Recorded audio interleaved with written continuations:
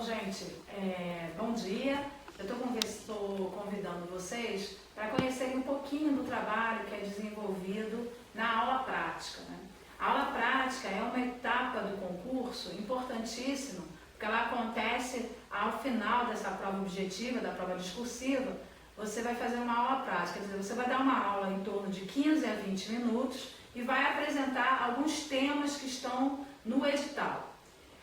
O município do Rio tem praticado essa aula prática dentro dos concursos aí que ele tem lançado, e outras prefeituras vão entrar na mesma organização, exatamente para a gente entender se o cara tem didática, se ele é uma pessoa que tem boa fluência, se ele faz uma adequação aí com a faixa etária que ele está destinado a essa aula.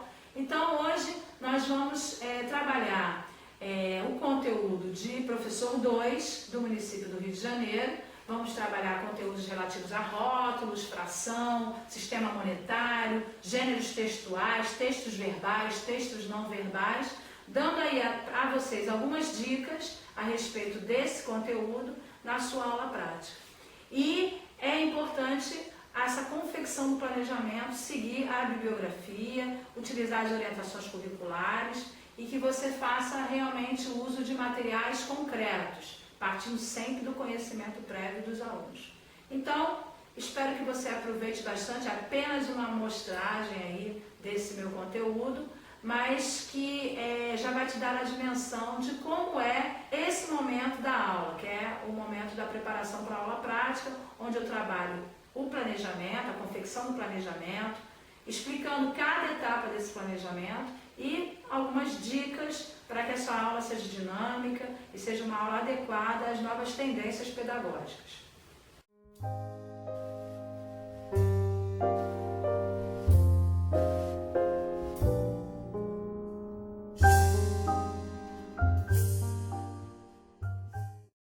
Ele vai ter dificuldade de saber, por exemplo, uma informação sobre carboidratos.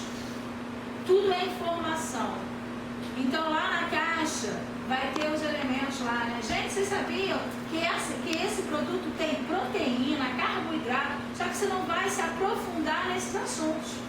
A não ser que você fosse professor P1 e fosse fazer um trabalho com ciência, né? Mas citar o assunto você pode. Porque nesse momento você está mostrando para a banca que você tem uma preocupação de antenar esse aluno com o mundo.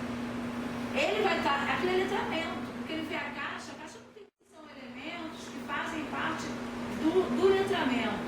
Então a gente precisa estar explorando esses elementos. E é ótimo que em 5 minutos você já falou um monte de coisa, já respirou, já está até mais calmo, já vai poder dar a sua aula com mais tranquilidade. No primeiro momento que você vai chegar na frente da banca, você vai estar nervoso, né? Você não vai estar à vontade. Mas se você já começa com esse tipo de exploração, com uma caixa só, você já se acalma, né? Porque é muito ruim você começar uma aula e ter um monte de materiais e você não saber ainda por onde começar a dar essa aula. Então começa com uma caixa, ou então começa com um rótulo só, ou então começa fazendo a chamadinha primeiro, e aí depois espalha os rótulos na roda de conversa e eles vão fazer as associações dos nomes através de você incentivando. Tem alguém que começa igual esse rótulo aqui? Né? Qual é a letrinha do seu nome? É a letrinha G. Tem G? Aonde tem G aqui nesses rótulos? Vamos procurar, vamos ajudar o amigo, então fazer essas situações, essas falas que você está trabalhando a interação no grupo, né? Sempre buscando essa interação. Ajuda o seu colega, ele não está achando, né? Então aí você faz esse teatro, que na verdade é um teatro, né? Então você tem que vestir a roupa do teatral, né? Aí naquele momento você não tem criança, então você vai fazer o desenvolvimento como se fosse um teatro. Bom, habilidades. Ele vai reconhecer o papel fundamental da escrita na sociedade. É o que ele vai fazer. Reconhecer que tudo que a gente fala pode ser escrito. É uma habilidade. E diferenciar letras e outros símbolos gráficos. Quando ele está diferenciando a letra do número, a a letra do desenho, né? Então ele está usando essa habilidade. E ler palavras grafadas nos rótulos. Observar também palavras grafadas nos rótulos. Ele pode ainda não ler, mas eu estou entendendo que a minha turma de primeiro ano está no final do ano. Então a minha turma de primeiro ano já está até lendo. Tá? Então, ler palavras grafadas nos rótulos. Ou observar as palavras grafadas nos rótulos. Tá? Pode também ter a habilidade de escrever as palavras grafadas nos rótulos, se você for fazer essa atividade de escrita. Se você não for fazer atividade nenhuma de escrita, não vai colocar esse tipo de habilidade, tá? Então, as habilidades, eu coloquei várias aqui, mas vai depender muito da atividade que você vai desenvolver. Conteúdo. Uso social da escrita é um conteúdo. Qual é o recurso? Embalagens com rótulos diversos, cartões dos nomes, alfabetário. Depende também do que você vai desenvolver. Você faz um alfabetário, faz um cartaz grande, com folha de papel 40 quilos. Divide em quadrados e coloca só a letrinha lá. E depois eles vão fazer a montagem disso, colando os rótulos na letra correta lá, né?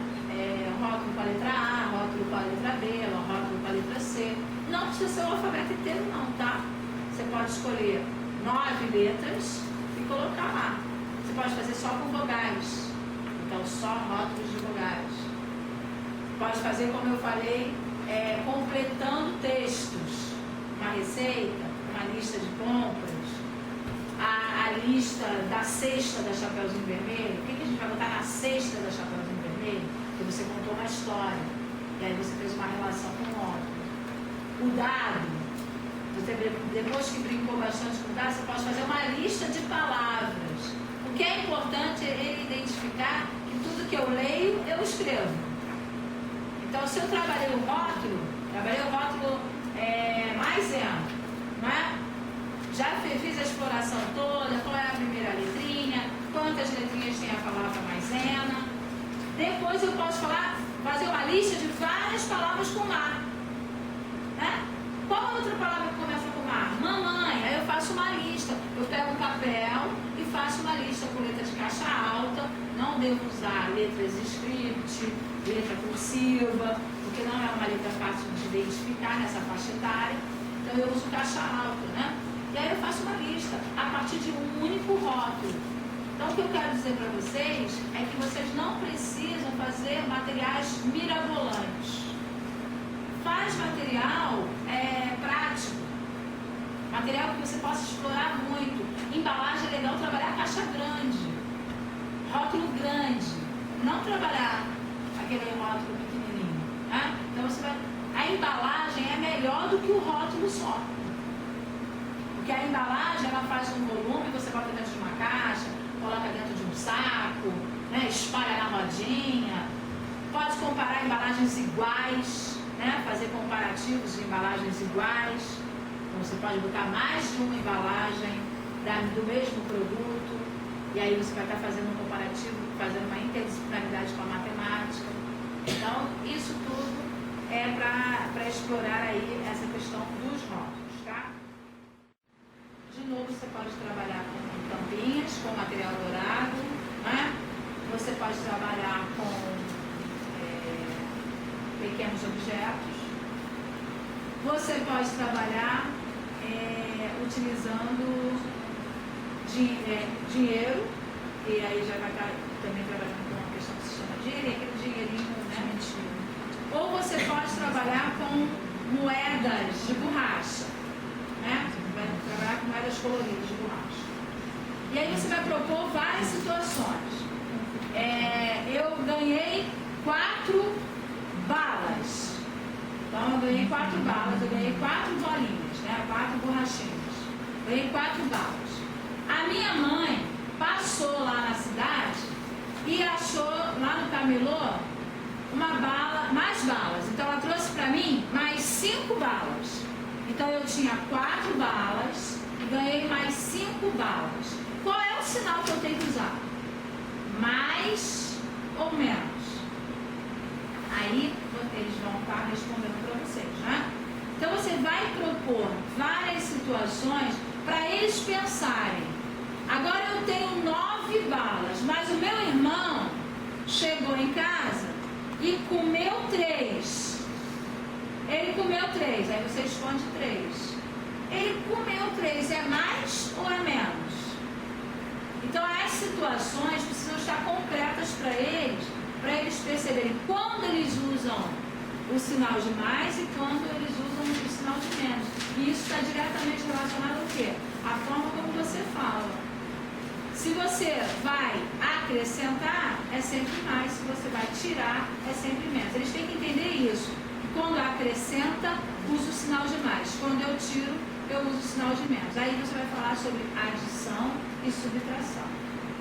Então, quando eu uso o sinal de mais, a continha é de adição. E quando eu uso o sinal de menos, a continha é de subtração.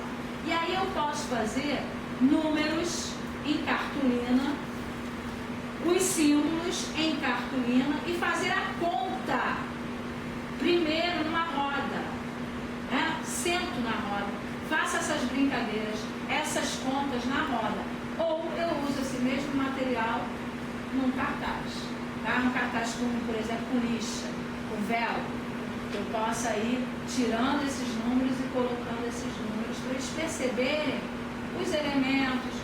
Qual é o número que está em cima, qual é o número que está embaixo. Quando eu tenho o número 8 em cima, eu não posso tirar 9 de 8. Então, o número de cima não pode ser menor do que o número que eu estou tirando. Eu tenho 10 balas e tenho que tirar 12 balas, eu posso? Eu só tenho 10, então eu não posso tirar 12. Eu posso dar a metade para o meu amigo? Posso. Qual é a metade? 5. Então eu posso fazer com as mãos, né, e mostrando para eles várias situações e mostrando para eles essa linguagem da adição e da subtração. É importante eles identificarem isso. As crianças erram muito adição e subtração porque elas não sabem quando que elas usam a adição e quando que elas usam a subtração. Então é importante você fazer essas brincadeiras. Minha mãe foi na feira, ela comprou 5 bananas, né, ou uma dúzia de bananas. Quanto é uma dúzia de bananas? 12. Então ela comprou 12. Aí eu boto lá no quarto, 12. Ela comprou também 5 maçãs. 5 maçãs. Quantas frutas a minha mãe comprou? Como que eu faço essa conta? É mais? É menos? Ela trouxe 12 bananas. 2 estavam estragadas. Então ela teve que tirar e jogar fora. Quantas bananas ficaram? Então, várias situações em que você possa explorar isso. Fala, continha em pé, continha em pé. Tá? Faz a continha armada, faz isso, é melhor fazer isso com material colorido que você possa colocar no cartaz, porque assim, os elementos, né? Quem é o primeiro número, o segundo número, o sinal, e aí você pode explorar bastante esse tipo de atividade. Pessoal, esse foi apenas um resumo aí da minha aula prática. Vocês puderam observar algumas dicas, né, que eu dei durante uma aula que percorre mais ou menos um tempo de 3 horas. E agora, um fato bastante importante que às vezes a gente não dá muita atenção é a questão da roupa, né? Qual é o tipo de roupa que eu devo me apresentar enquanto um professor de séries iniciais, um professor P2. É importante que você vá a essa aula com uma roupa confortável, uma roupa que não te deixe incomodado, né? Uma roupa simples, eu sugiro sempre uma calça jeans, uma blusa de malha ou uma blusa que você possa sentir à vontade. Nada de coisas caindo, né? Botões abrindo, enfim, essas coisas que acabam atrapalhando a sua dinâmica na aula. E importante, nada de muitas bijuterias. Eu, por exemplo, sou um exemplo péssimo, né? Porque eu estou com cordão, estou com pulseira, né? Brinco, maquiada, enfim. Eu sou um exemplo péssimo para uma boa aula didática, né? Então você vai diminuir essas informações, porque essas informações elas tiram a atenção do aluno, principalmente porque é criança, né? Então você tira essas informações, usa um brinco pequeno, maquiagem simples, um lápis de olho, um batomzinho e a roupa bem confortável, o que é mais importante para você. Muito bom humor, né? Seja uma pessoa alegre, bem-humorada, dê bom dia aos seus alunos, né? Faça a sua atividade com muito entusiasmo, partindo sempre dos conhecimentos prévios dos alunos, trabalhando com perguntas, respostas, situação, problema, para que ele possa realmente estar interagindo com você. Ele é um aluno fictício, você vai estar fazendo um teatro, mas mesmo um teatro a gente precisa mostrar alegria, né? Entusiasmo. Então, mostre um pouco essa coisa de dentro de você, que eu tenho certeza que é um professor excelente e um professor que sabe fazer bem o seu papel. Então, é um momento de prova, você não pode deixar esse momento tão angustiante, né? Um momento tão peculiar na sua vida, fazer com que você perca a sua vaga no concurso público, né? Então, é a hora do teatro. Então mostre que você, além de professor, é um grande artista.